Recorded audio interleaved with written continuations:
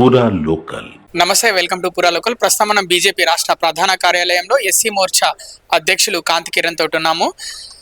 Madhavi Latha, actress నటి మాధవిలత అంటే సాయిబాబా దేవుడు ఒక ముస్లిం అని చెప్పడం జరిగింది. ఎట్లా చూస్తారు ఆ వ్యాఖ్యల్ని? ఆమెకి సరూర్ నగర్ పోలీసులు ఎఫ్ఐఆర్ కూడా ఆమె పైన నమోదు చేయడం జరిగింది. ఆమెను పోలీస్ స్టేషన్కి రమ్మని కూడా చెప్పడం జరిగింది. ఏమంటారు? మీ పార్టీయే కదా మాధవిలత. ఆమె తన ఒక వ్యక్తిగత అభిప్రాయం చెప్పింది. దాని ఆధారము ప్రభుత్వము, పోలీస్ డిపార్ట్మెంట్ దాని ఆధారము, దాని బ్యాక్గ్రౌండ్ అయితే చెక్ చేసిన తర్వాత వివరించాలి.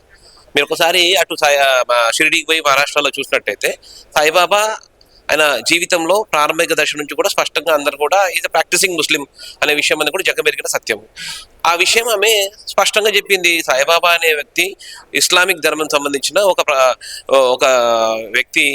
తర్వాత ఆయన చూపించిన మహిమలను చూసి అన్ని సమాజంలో ఉన్న అన్ని మతస్థులు కూడా ఆయనని ఆధారంగా దైవంగా భావించి ఆయనని పూజించారు. భారతీయ జనతా పార్టీ కానీ మాధవిలత కానీ ఆమె స్పష్టంగా ఏమన్నది అంటే అన్ని మతాల వాళ్ళు సాయిబాబాని పూజించడం విషయంలో ఆమె ఏమీ కామెంట్ చేయలేదు. ఆమె ఏమన్నది అంటే సాయిబాబా అనే ఒక వ్యక్తి ముస్లిం మతానికి చెందిన వ్యక్తి. మహారాష్ట్రలో అక్కడ ఉన్న ఆయన ప్రారంభిక జీవితంలో అందరూ కూడా ఆయనని ముస్లింగానే చూస్తున్నారు. ఆయన మస్జిద్ ఆయన జీవితకాలం మొత్తం కూడా ఆయన ఉన్నది కూడా మస్జిద్లోనే. కానీ ఆ రోజులలో ఒక రకమైన పరిస్థితులు ఉండే, ఒక ప్లేగ్ అనే వ్యాధి వచ్చింది.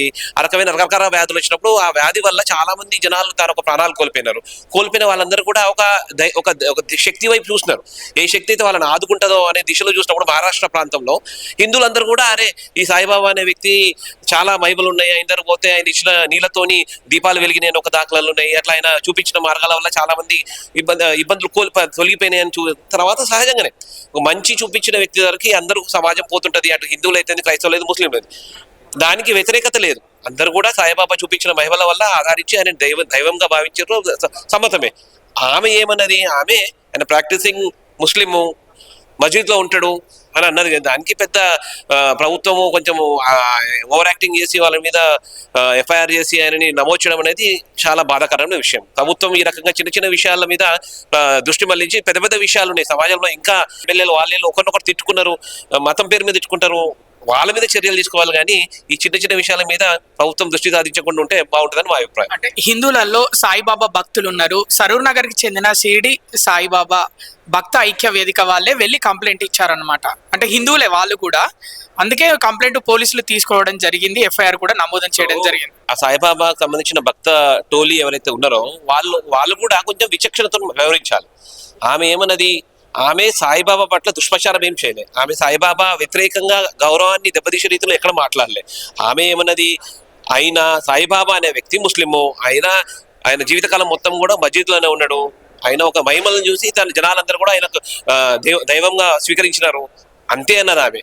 కానీ అతి ఉత్సాహంతో ఆమె మీద కేసు బుక్ చేయడం అనేది నిజంగా హిందువులైన సాయిబాబా భక్తులు కూడా చేసిన తప్పే అని నా ఒక వ్యక్తిగత అభిప్రాయం. రాష్ట్రంలో ఎన్నో సమస్యలు ఉన్నాయి, వాటన్నిటిని వదిలేసి పోలీసులు సినీ నటి అలాగే బీజేపీ పార్టీకి సంబంధించిన మాధవిలతకి పైన ఎఫ్ఐఆర్ నమోదు చేయడం చాలా దారుణమైన చర్యగా మేము భావిస్తున్నాము. వీడియో జర్నలిస్ట్ విజయ్తో కృష్ణబాల, పురా లోకల్, హైదరాబాద్.